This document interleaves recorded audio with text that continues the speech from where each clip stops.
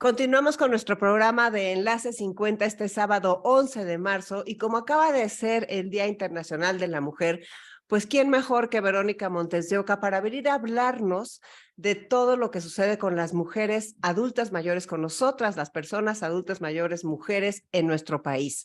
Bienvenida, Verónica. Ya saben quién es, pero ella nos va a decir ahorita un poquito más. Bienvenida, Verónica. ¿Cómo estás? Muchas gracias, Concha. Pues muy contenta, primero muy contenta de verte, de saberte bien y de saber que estás activísima nuevamente con tu programa de radio y la audiencia que siempre te sigue. Pues muchas gracias, Verónica. Pues dinos, platícale a la gente qué es lo que tú haces en el SUYEF. Bueno, les voy a platicar un poquito para que te den idea. Yo coordino un seminario universitario que el doctor, la máxima autoridad universitaria en ese momento, hace 12 años, me invitó a coordinar, a cuidárselo, me dijo, ¿no? Yo quiero que usted me ayude, el entonces doctor José Narro. Y la misión que él me encomendó, pues fue cuidar que todo el tema de envejecimiento y de personas mayores y de vejeces, pues quedara transversalmente en nuestra universidad. La universidad tiene unos seminarios universitarios que son como los grandes temas nacionales que quiere como puntualizar, que quiere enfatizar la universidad. Actualmente creo que tenemos cerca de 30 seminarios universitarios, unos sobre hidrocarburos, otros sobre cuestiones ambientales, sobre cuestiones de racismo, por ejemplo, ¿no? Temas de racismo, el surche. Hay muchísimos seminarios. Yo les invito de pronto a que también visiten la página de la Secretaría de Desarrollo Institucional. Y esos son los grandes temas que la UNAM busca posicionar en nuestro país y en el mundo. Entonces, cuando me invita, me hizo una entrevista, me acuerdo que me invitó a su oficina y me puso a platicar conmigo. Yo la verdad nunca había estado en esa oficina y me invita pues a que yo pueda coordinar este seminario, que originalmente, fíjate, nació, yo me acuerdo haber visitado el seminario, era un seminario X, no era un seminario universitario, era un seminario sobre envejecimiento en la Facultad de Medicina. Con el doctor Piña, un doctor Piña a quien ya se nos adelantó en el camino, y había también la doctora Dolores de la Huerta, en fin, muchos doctores, médicos, y de pronto a mí me invitaron una vez también a presentar cosas y demás. Y ese seminario universitario, ese seminario, 19 directores de nuestra universidad pidieron que se hiciera universitario, ¿no? O sea, que transversalizara todo, que no se quedara en medicina, sino que tuviera que ver con arquitectura, con fisiología celular, con ciencias nucleares, con antropología, con ciencias políticas y sociales, con economía, en fin. Y empezó ese seminario hace 12 años con 19 universidades, con 19 entidades universitarias. Entonces, Escuela de Trabajo Social, de pronto también la Facultad de Ingeniería, o sea, todos. ¿Por qué? Porque el envejecimiento, como tú sabes, Concho, y lo hemos dicho muchas veces aquí en el programa, pues atraviesa todas las dimensiones de la vida social, de la vida pública, ¿no? De la vida privada, de la vida económica, cultural. De hecho, también está la escuela de enfermería, por ejemplo, está la escuela también de teatro, la dirección de teatro, o sea, hay mucha diversidad, ¿no? Entonces, claro que trabajamos con todo. Entonces, cuando me entrevista, me dice, es que esto no es médico, no es clínico, ni es psicológico, ¿no? Esto es demográfico, me dice. Y usted tiene el perfil que yo necesito, porque mire, y me explica, ¿no? Yo ya soy una persona mayor, si usted se da cuenta. Digo, pues, sí, sí, doctor, no, claro. Pero el envejecimiento no solamente es sobre las personas mayores, es sobre los jóvenes. Y entonces, acérquese usted y me acerca, me acuerdo que me acerca a esa ventana donde se ve justo esta hermosa biblioteca central que tengo aquí atrás. Desde su oficina se ve hermosa, pero me dice, vea usted, esta universidad mayoritariamente es de jóvenes que tienen el derecho a saber cómo envejecer, ¿no? Por supuesto, pues yo soy socióloga, Concha, ¿no? Yo estudié en la Facultad de Ciencias Políticas y Sociales de nuestra casa de estudios, nuestra máxima casa de estudios. Estudié sociología y yo no te he contado, pero yo primero entré a comunicación, ¿eh? Primero entré a comunicación porque era, pues tú te recordarás que es el promedio más alto que piden. Tienes que tener 9 o 10 para entrar a comunicación. Pero cuando entré no me gustó. no me gustó mucho, el ambiente no me gustó. Entonces yo dije, mejor me voy a preparar sobre lo que tengo que decir y luego ya investigo cómo debo de decirlo, ¿no? Entonces me metí a sociología y me tocó la suerte haz de cuenta, como si yo me hubiera estudiado la licenciatura en distintos países de América Latina, porque tuve profesores de Argentina, de Chile, de Brasil, de Uruguay, profesores que en ese momento pues yo no tenía la dimensión del contexto político, pero eran personas que habían salido huyendo de las dictaduras. Fue la época de las dictaduras. Entonces imagínate el privilegio de haber tenido profesores como Rumauro Marini, que fue el teórico de la dependencia, ¿no? Que yo en ese momento me caía regordo porque fumaba muchísimo, ¿no? Entonces no me gustaba.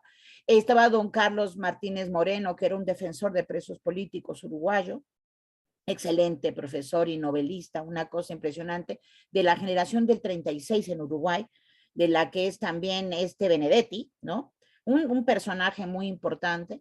Estuvo también, obviamente, Gilda Ballman, que ayer vi, mi querida profesora de Chile, Nora Rabotnikov de Argentina, en fin, cantidad de personas muy importantes que me dieron una formación increíble. No voy a dejar de mencionar también una mexicana maravillosa que me enseñó mucho de Foucault, que nos costó trabajo leer, que bueno, que es esta Margarita Millán, una mujer bellísima, comprometida con la sociología mexicana y me dio muchísimas clases muy buenas. Entonces, esas fueron mis maestros. Entonces, mi formación va por ahí. Es una formación donde nos ponían a leer cosas muy complejas, ¿no? Marx, por supuesto, Gramsci, ¿no? Ya mencioné a Foucault, pero había muchísimas. Entonces, esa es mi formación y es una formación que está basada, Concha, en ver la desigualdad. Por eso, cuando veo y entro de pronto a analizar la demografía y a hacer mi doctorado en el Colegio de México, que es mi segunda alma mater, entonces me doy cuenta de la importancia pues del estudio de las poblaciones, ¿no? Entonces, por eso es interesante ver también la dinámica de la población, ¿no? ¿Cuál es la dinámica demográfica? Por eso entro a entender el envejecimiento, ¿no? A ver qué pasa con este fenómeno, por qué casi nadie quiere estudiarlo, por qué nadie quiere estudiar el envejecimiento demográfico como tal, porque te voy a decir, no quieren estudiarlo mucho. Y yo de ahí me deslizo hacia analizar qué pasa con las personas, ¿no? Y cómo viven las personas mayores en nuestro país. Soy la primera en sacar un estadístico tan más simple, que es cuántas personas tienen seguridad social en el país. Y pareciera mentira, pero en ese momento no sabíamos con certeza cuántos. Y ese dato era 21%, o sea, una quinta parte de las personas mayores tenían pensión, ¿sí? Hoy ya creció ese porcentaje a 32, 33% por las pensiones no contributivas de los gobiernos recientes, pero realmente no tenía mucha pensión. Entonces, y también empiezo a ver, porque tuve en la maestría y en el doctorado, unas mentoras maravillosas, Concha, ¿no? Y ahí es donde tú te das cuenta, y justo qué bueno que es el día que estamos reflexionando sobre las mujeres, porque estas mujeres fueron pues mis mentoras, fueron mis ancestras académicas, digamos, ¿no? Orlandina de Oliveira, que le voy a decir que escuche el programa, ¿no? Orlandina, Brígida García, Vania Salles, María Luisa Tarrés, que la vi también hace poco, algunas obviamente de origen brasileño, dominicano, mexicano, todas profesoras del Colegio de México, gente brillante que además eran feministas, mi querida, aunque no lo decían en esa época. No decían que eran feministas, pero eran realmente promotoras de las mujeres, ¿no? Entonces ellas me apoyaron muchísimo, me dieron también muchos tips sobre mi vida familiar, mi vida profesional, mi vida reproductiva, de hecho, ¿no? Cómo compaginar todo en el curso de la vida, cosa que les voy a agradecer siempre. Mujeres muy amorosas y firmes, ¿no? Entonces, esas son mis ancestras académicas y obviamente, pues con ellas la cuestión de género era fundamental, la condición femenina que vivimos nosotras, ¿no? Y cómo la participación económica en el trabajo, por ejemplo, en el mercado de trabajo, pues siempre se dio en condiciones de desigualdad, Concha, ¿sí? Y eso hace que justamente el envejecimiento de las mujeres se dé en condiciones distintas. Claro, pues me encanta gracias por compartirnos tu trayectoria impresionante. Entremos de lleno a nuestro tema. ¿Cómo Sí. estamos las personas mayores, las mujeres mayores en México? ¿Cuáles son nuestros retos y qué es lo que has estudiado dentro de tu seminario con las personas que son parte de tu equipo? Claro, pues mira, hay muchísimas dimensiones muy importantes en las mujeres. Primero, hay que resaltar que efectivamente yo no voy a victimizar la condición femenina, somos mujeres muy fuertes, somos mujeres, la población mexicana, la población femenina mexicana es una población mayoritaria entre las mujeres, es una población sumamente fuerte, que yo digo que ha resistido y tiene una resiliencia generacional, transgeneracional impresionante. Ellas han podido resistir y sobrevivir a muchísimas circunstancias complicadas. Sin embargo, las condiciones en las que vivimos, Concha, no han evolucionado al ritmo de nuestras propias querencias o nuestras propias demandas, ¿no?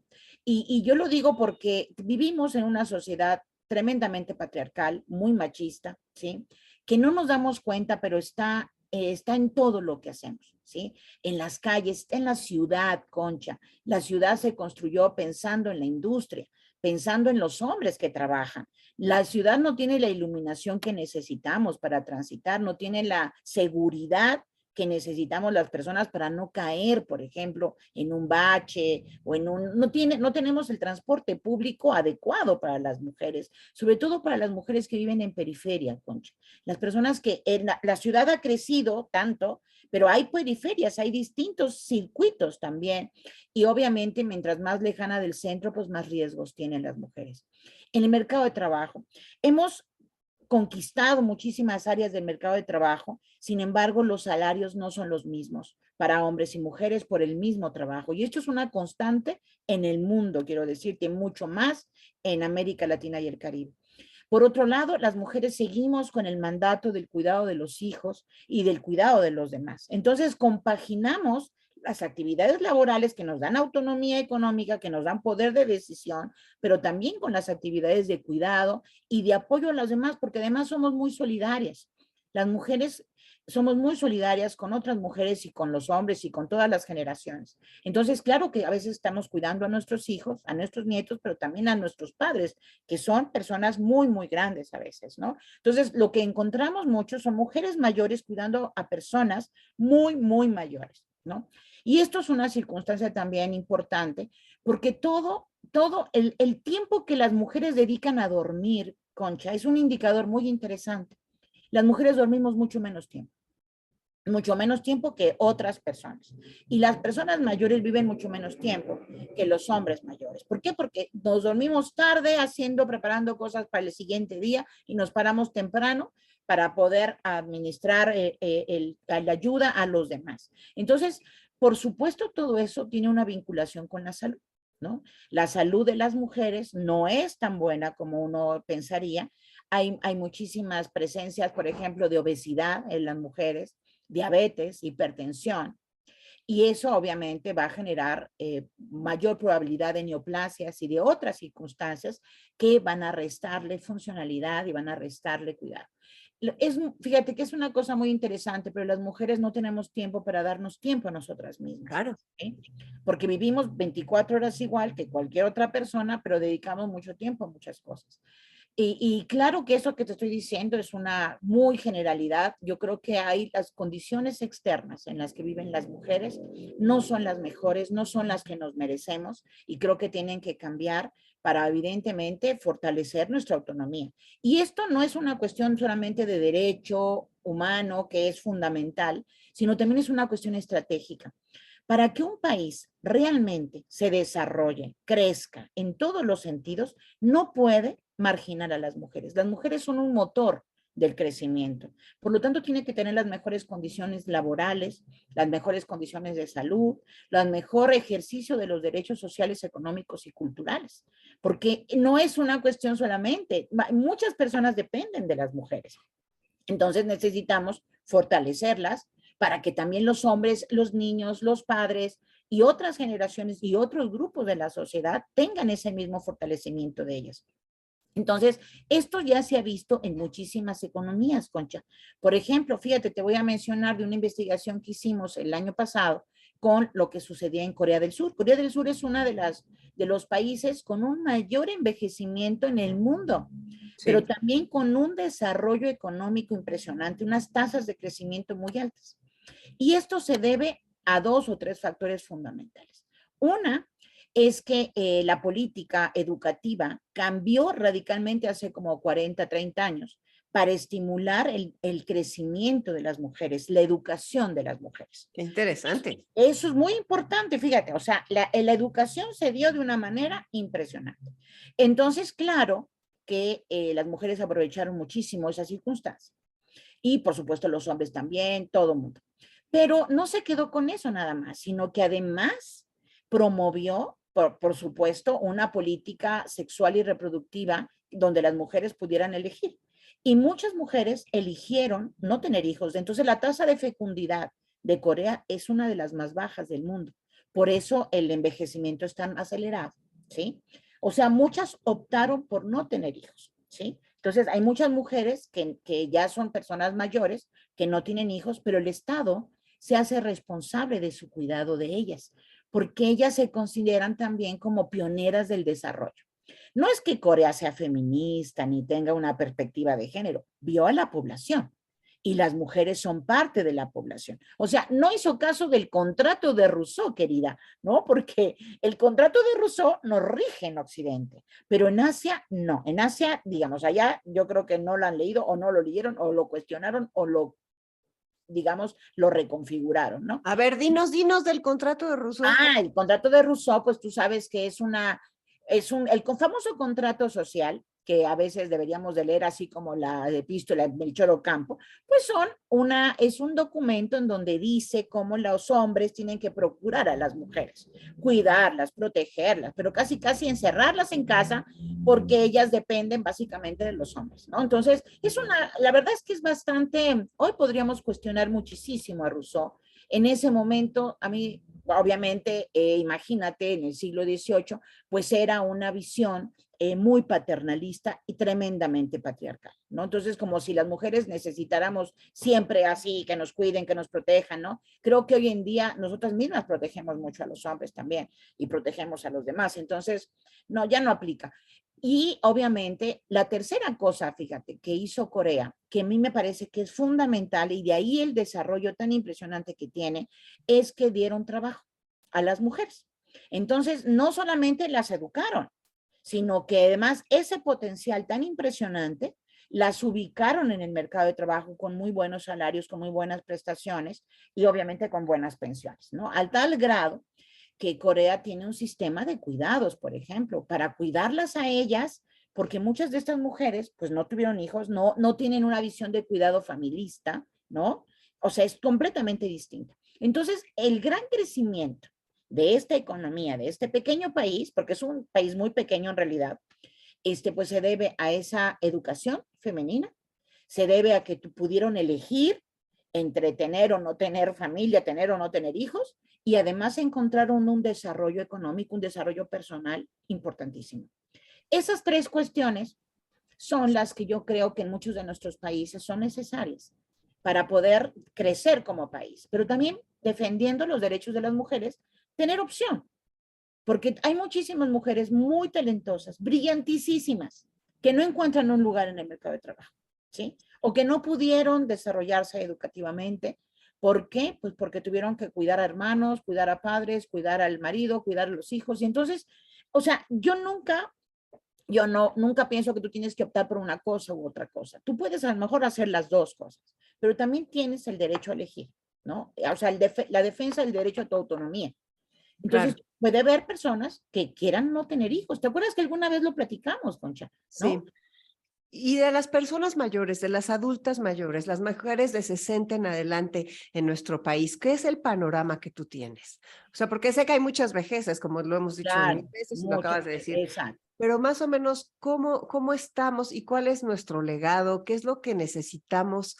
Porque ya oportunidades de trabajo, ya de tener hijos, ya de todas estas cosas, no, son más bien otra formación que nos tenemos que ir dando para cambiar lo que es para los que sigue también, ¿no? Sí, claro. Mira, yo creo que las mujeres siguen estando en el centro de mucha dinámica familiar, de las dinámicas de las familias, ¿no? Pero también hay un aspecto que se ha mencionado mucho en la literatura, yo lo entiendo, pero también lo cuestiono, ¿no? Y hablan mucho de la soledad, Concha, ¿no? La soledad en la vejez y la soledad en la vejez femenina especialmente. ¿Por qué? Porque, a ver, tiene cierta lógica. Las mujeres nos fueron entrenando en nuestro curso de vida para ser mamás, para ser esposas, ¿no? Y como que toda nuestra vida se centró en esos mandatos de género. Cuando los hijos se van, cuando te enviudas o te divorcias, porque también la gente nos divorciamos en edades más tempranas, pues pareciera que estás como solo, ¿no? Pero no, realmente, o sea, sí hay un mandato que te hace creer, híjole, ya no tengo hijos, ya no tengo esposo, ahora qué hago. Pero por otro lado, pienso que las oportunidades de las mujeres mayores son muchísimo más abiertas. ¿Por qué? Porque tienes muchos grupos donde puedes participar. Hay mucha gente que participa en las iglesias, por ejemplo. Yo tengo tías que van a las iglesias y son redes de apoyo también en esos espacios que hacen muchas actividades también culturales. México tiene una gran cantidad de espacios comunitarios, culturales, donde la gente se puede desarrollar. Ahora, lo que es importantísimo, Concha, es que no nos creamos tanto los mandatos de género en la vejez, porque entonces uno quiere estar nada más con los nietos y uno se vuelve esclava también de esas situaciones y no, ¿no? O de estar cuidando a otras personas ya también en tu vejez. Y también yo creo que también en la vejez uno tiene que tener el derecho a decidir que yo quiero estar libre, que yo quiero hacer cosas y que no necesariamente tengo que estar en la familia o todo el tiempo dependiendo de la situación de las familias. Eso no significa que rompa yo con ellas, simplemente que respeto mi tiempo, respeto mi espacio y respeto mis actividades. Y la otra cuestión muy importante, eso es cuestionar los mandatos, ¿no? Cuestionar los mandatos. Pero también uno tiene que tener esa visión de envejecimiento activo, ¿no? De un envejecimiento activo donde tú sigas teniendo un proyecto personal. Y eso no implica que tengas que tener licenciatura, doctorado, no. Tu proyecto personal puede ser, como lo hacen algunas personas, participar en asociaciones o en grupos, ¿sí? O simplemente tener tus amistades, desarrollar tu amistad y desarrollar tus redes de apoyo no familiares, por ejemplo, ¿no? Entonces, hay muchísimas cosas que hacer. Hoy en la literatura se habla mucho de un concepto que yo estoy estudiando mucho en los últimos meses, que es el de generatividad. Las personas mayores están creando un legado también y las mujeres son de una productividad en el legado impresionante. ¿Qué es lo que yo siento? Y ayer lo platicaba con muchas mujeres poderosas, jubiladas de nuestra universidad, a quien les mando un saludo muy cariñoso, a todas las jubiladas de la universidad, jubiladas y jubilados, hay poquitos, pero hay, que se reúnen de pronto ahí. Fíjate cómo las mujeres se reúnen más, esto es muy interesante. ¿Y qué es lo que decíamos? Lo que falta es más vínculos intergeneracionales, Concha, ¿sí? Hacen falta mucho más vínculos de las mujeres mayores con las mujeres jóvenes. Y ese vínculo nos va a enriquecer muchísimo porque las mujeres tenemos experiencias acumuladas que le pueden servir a los jóvenes y las jóvenes tienen también experiencias y cosas que nos enriquecen a las personas mayores. Entonces, eso a mí me parece que es algo que tenemos que decidir y tenemos que fomentar en las mujeres esa agencia, ¿sí? Eso se llama agencia, iniciativa, deseo de transformación, ¿sí? Entonces, eso es lo que yo siento que falta un poco, porque, mira, las condiciones estructurales de las mujeres mayores en México no son lo más adecuado, digamos, las pensiones son más bajas, si es que tienes pensión, ¿no? Las personas tenemos, sí, las personas mayores en general, sobre todo cuando tienen una condición de étnica, por ejemplo, una condición afrodescendiente, cuando tienen condiciones estructurales que las han limitado en sus oportunidades, la vejez es obviamente mucho más difícil, ¿sí? Y te genera esa dependencia hacia los demás, hacia los hijos, por ejemplo, las hijas, ¿no? Y uno, ante esa dependencia, pierdes tu libertad y pierdes tu tiempo y tus capacidades. Y ojalá los hijos adultos y los nietos entendieran la necesidad del ejercicio de la libertad de los padres y de las mujeres, de las mayores, ¿no? Y la necesidad también de tener algún recurso para poder subsanar cuando no se tiene una pensión en el país, ¿no? Entonces, los recursos te permiten movilizarte, te permiten asistir a los museos, te Claro. permiten transportarte, ¿no? Sí, lo que decía Ana Freixas en su libro de Yo Bella. Vieja, la Ah, libertad en la vejez se llama dinero. O sea, pero entonces toda esta parte de que no hay pensiones, de que están en el trabajo informal, me gustaría que nos platicaras porque también, o sea, esa parte de que vivimos más, pero no necesariamente mejores años de calidad de vida por nuestra Eso. salud que está mermada. ¿Qué es lo que hace el SUYEB en eso? ¿Qué es lo que se puede Pues hacer mira, para... nosotros lo que hemos estudiado mucho en varios cursos durante muchos años es el curso de vida de las personas. Y el curso de la vida de las mujeres y de los hombres se distingue claramente porque las mujeres desde etapas tempranas de la vida cruzan dos tipos de trayectorias, la trayectoria reproductiva con la trayectoria productiva. Es decir, muchas mujeres que querían trabajar, bueno, pues se embarazan y entonces tienen también que cuidar a los hijos. En una sociedad donde no hay guarderías suficientes, donde las escuelas son de 4 horas casi, entonces tú no puedes hacer mucho para poder movilizarte. Entonces sacrificas tu trayectoria laboral por tu trayectoria de cuidado. Y entonces eso tiene una acumulada repercusión en el futuro.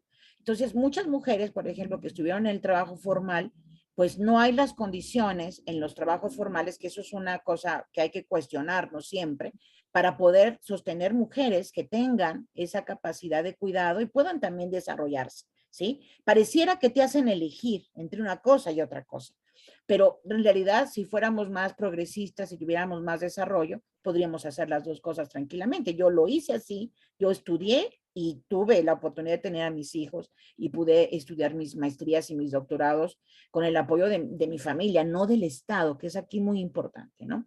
Entonces, ¿qué es lo que sucede? Que las mujeres van cotizando menos en el tiempo, por ejemplo, para su seguridad social, porque entran y salen del mercado de trabajo, ¿sí? Entonces, ¿qué es lo que sucede? Que al final de la vida, las personas están en el mercado informal, ¿sí? Entonces, Definitivamente. están en comercio, por ejemplo, que es algo muy flexible para el tiempo que las personas, cuando están haciendo muchas tareas a la vez, por ejemplo, y el ingreso igualmente se vuelve muy flexible y a veces muy limitado. Entonces, las mujeres en su trayectoria se van como ubicando en la precariedad laboral, ¿sí? ¿Por qué? Por continuar con el mandato de género. Y con la economía tremenda y viviendo a veces con los hijos y a En veces esa hay... dependencia, ¿te das cuenta? Exactamente. Y entonces entra la violencia intrafamiliar. Exactamente. Entra violencia intergeneracional, violencia familiar. Muchas veces la investigaciones que se han realizado con algunas de mis alumnas, ¿no? Que ya son académicas, que son profesionales, Liliana Giraldo, por ejemplo, que fue la primera en analizar todo el tema de los maltratos, ¿no? Claro, los primeros que maltratan a las personas mayores son los propios hijos. Y las mujeres igual. Sí, las mujeres mayores viven el maltrato de los hijos. Pero es esa parte de la construcción de la dependencia. O sea, ¿qué quiero decir? Que aunque ya no sabemos qué pasó con Rousseau y con el contrato social, ahí él construía una dependencia. Las mujeres son dependientes de los esposos, pero nuestra sociedad patriarcal nos hace dependientes de otras personas más, y generalmente del marido y ahora de los hijos, ¿sí? Entonces, eso es lo que es una condición que desgraciadamente limita la libertad y del tiempo y la libertad de acción de las mujeres en la vejez. Y yo pienso que eso hay que cuestionárnoslo todo el tiempo y hay que construir una perspectiva intergeneracional de libertad, de apoyo mutuo, solidaria, pero de mucha libertad. Y aprovechar y exigirle al Estado que, por supuesto, le brinde apoyos a las mujeres, pero no porque son madres, Concha, no porque son hijas o porque son esposas, porque somos mujeres. Y eso es lo importante. Porque somos seres humanos. Pero, a ver, tú ves o sea, porque de repente a mí me preocupa mucho que las generaciones que vienen, pues se den cuenta de todo esto y empiecen a ver cómo ahorran y a ver cómo se cuidan su salud y a ver cómo se preparan y a planear ese futuro de estas vidas largas que tenemos por delante. Y de repente volteo a ver a las personas de 60 en adelante, yo tengo 65 y me encuentro con muchas personas muy activas trabajando como si tuvieran hacen cosa como siempre, no como X edad, porque no es la edad que tienen hoy, y trabajando a todo lo que dan, comprometidas y sabias, o sea, todo eso. Pero de repente sí me encuentro personas muy desesperadas de 70, de 80 años, y ¿qué esperanza pudiéramos ver? ¿Existe alguna esperanza? ¿O cómo podríamos ayudar como sociedad? Dijiste generatividad, eso es una palabra que a mí me encanta. ¿Qué es lo que se podría hacer? Porque es muy feo cuando no vemos algo que se Un pudiera hacer. panorama, un panorama. Mira, primero que nada, Concha, felicidades por tus 65 años. Es un maravilloso. Yo siempre me acuerdo de la canción de los Beatles, ¿te acuerdas? Sí, la de Cuando sesenta y tengas cuatro 64, Ya se me ¿no? fue. Exacto. Ayer cumplió también un amigo 65 años, lo mandé felicitar. Está en San Antonio, Texas, Rogelio Sainz. Y la verdad, bueno, o sea, a ver qué pasa, que no nos estamos, y eso va mucho con las generaciones jóvenes. Tú sabes que yo amo el enfoque del curso de vida porque me permite entender, y tanto lo que me dijo el rector en aquella vez, ¿no? Que los jóvenes tienen derecho a planear su envejecimiento, Concha. Esa Ese frase es nunca se me va a hecho. olvidar. Exacto, te das cuenta. Entonces, yo a mi hija, a mis alumnas, a mis colaboradoras, siempre les estoy hablando de esta perspectiva del curso de vida, ¿no? Porque yo tuve la fortuna de tener estas mentoras que me plantearon mi panorama. Y entonces, en esa misma lógica, y lo discuto ahora con muchas colegas también ya mayores, algunas otras más jóvenes, en esta visión de futuro. Entonces, claro que tenemos, ¿no? Que llegar a los 70, a los 80, con proyecto personal, Concha. ¿Sí? Y proyecto personal no significa que yo me aíslo de las demás generaciones. No, vamos a trabajar con las demás generaciones e involucrarnos en proyectos con el resto de las generaciones. Y si se puede, obviamente, con un espíritu, con una filosofía de generatividad, pues es muchísimo mejor. ¿Qué significa la generatividad? Pues es el legado que yo quiero dejarle a las generaciones siguientes. ¿Sí? ¿Cuál es mi aportación en el mundo? ¿Qué es lo que yo les puedo de pronto mostrar? ¿Qué es lo que mi vida en algún momento en la enseñanza les puede dejar? ¿No? Eso me parece que tenemos que tenerlo muy claro y no nada más cuando uno ya es viejo o vieja, ¿eh? Yo creo que en todo nuestro curso de vida tenemos que pensar en la generatividad. ¿Cuál es el legado? ¿Cuál es la enseñanza? ¿No? ¿Qué es lo que yo aporto? ¿Qué es lo que yo doy? Y eso me parece que gratifica, da mucha certeza, da un panorama y claro, es una cuestión creativa que hay que pensar.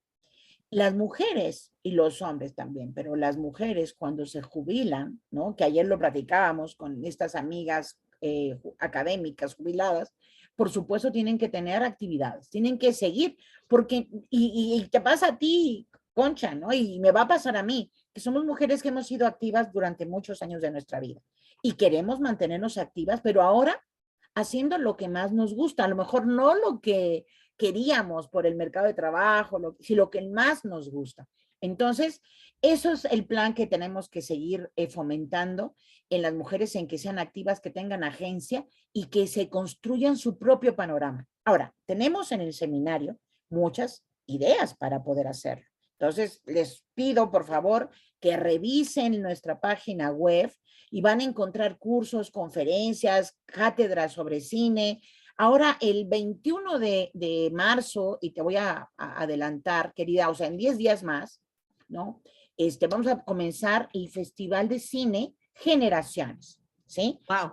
Donde lo que queremos, fíjate, es compartir películas donde está justamente no solo la persona mayor, ¿no? Sino cómo está su vinculación con los jóvenes.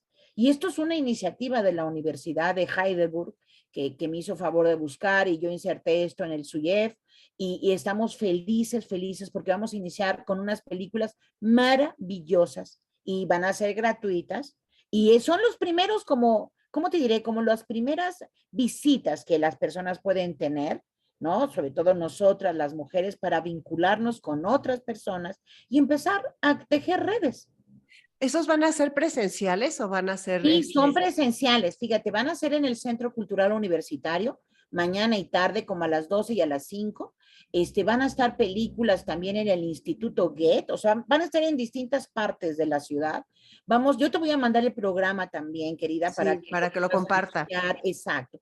Van a estar en algunas residencias también del INAPAM, unas casas de día, y vamos a tener también asistencia en Querétaro, ¿no? Por si hay alguien de Querétaro que por allá quiera o lanzarse para ir de visita o sencillamente porque viven en Querétaro. Entonces vamos a tener también películas allá y son películas muchas mexicanas chilenas, uruguayas. Vamos a tener también unos cortos muy bonitos, óperas primas de los estudiantes de la Escuela Nacional de Artes Cinematográficas, también de las colegas uruguayas del Festival Internacional de Cine que tuvieron ellas en la pandemia.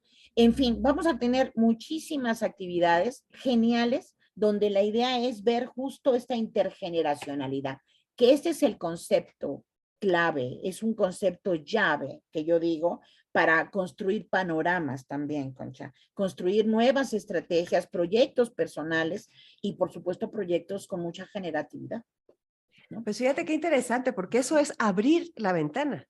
O sea, Totalmente. ahorita como que me estás como, estoy viendo ya que el paisaje, ¿no? Ajá, ajá, Estoy es la luz, empezando a es ver por el ahí luz. paisaje, sí, Claro, claro. porque estas ideas que se empiezan a hacer y esto que tú dijiste de intergeneracional, que la verdad yo es algo que es mi sueño, pero muchas veces no sé cómo hacerlo.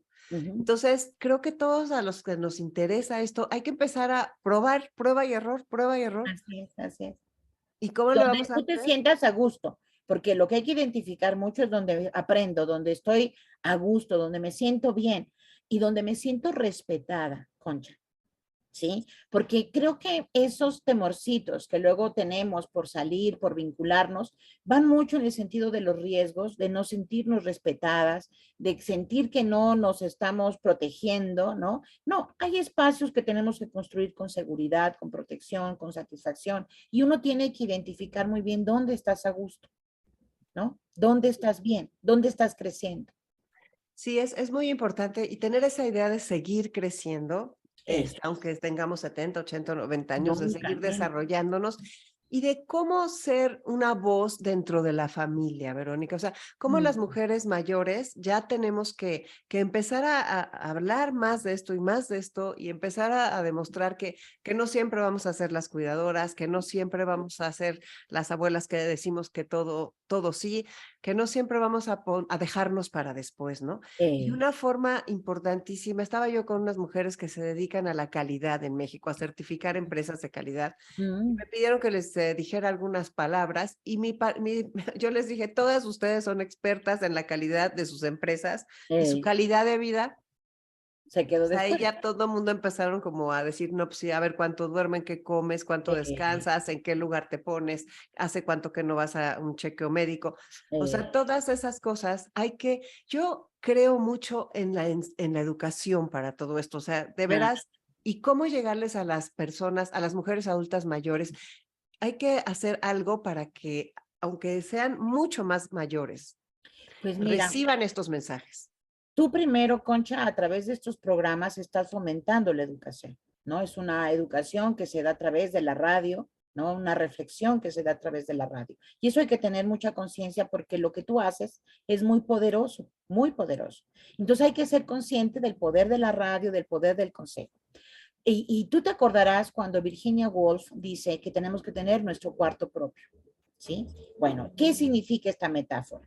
Significa que tenemos nuestro proyecto de vida. Tenemos que tener efectivamente nuestro cuarto propio en términos de las cosas que nos gustan, pero para nosotras. No, no quiero decir con ello que dejo de pensar en los demás, porque eso para mí es muy complicado, eso yo tampoco lo puedo hacer, pero sí puedo hacer recuperarme a mí misma, darme mi tiempo, cuidar mi salud, ver mi propio proyecto y hacer las cosas que me gustan, ¿no? Ayer platicaba yo con una colega y le decía, mira, yo ya estoy en un momento en el que quiero escribir poesía, ¿no? En el que me gusta de pronto tomar mi yoga, en el que estamos haciendo libros, pero libros que me llenen, ¿me entiendes? Que no nada más sea una cuestión laboral, sino que yo sienta que estoy dejando un mensaje. Y eso ya es un momento importantísimo y creo que podemos hacerlo. O sea, ¿qué quiero decir? Que las mujeres tenemos que construir nuestro cuarto propio.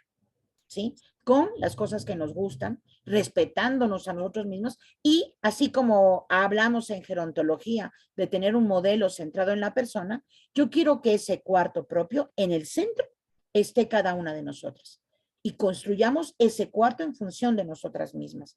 Y yo pienso aunque no es obviamente, es algo que no nos enseñaron a hacer y que a lo mejor vamos a ser las primeras en hacerlo, el mensaje que le enviamos a nuestras hijas, a nuestras nietas, es ese. en cuidarnos. El otro día leía un artículo, un capítulo muy hermoso de Graciela Hierro, que luego te lo voy a escanear, Concha, para que lo tengas. Es una cosa, una joya que encontré. Y decía ella una cosa muy importante. Decía que antes las mujeres transmitían a las siguientes mujeres los consejos de la vida, ¿sí? En cuidarse de ciertas parejas, en tener ciertas relaciones, en cierto tipo, con respeto, en respetarte a ti misma. Y eso se transmitía de generación en generación. La abuela con la madre con la nieta y así. En algún momento, esta filósofa empezó a ver que eso se estaba perdiendo.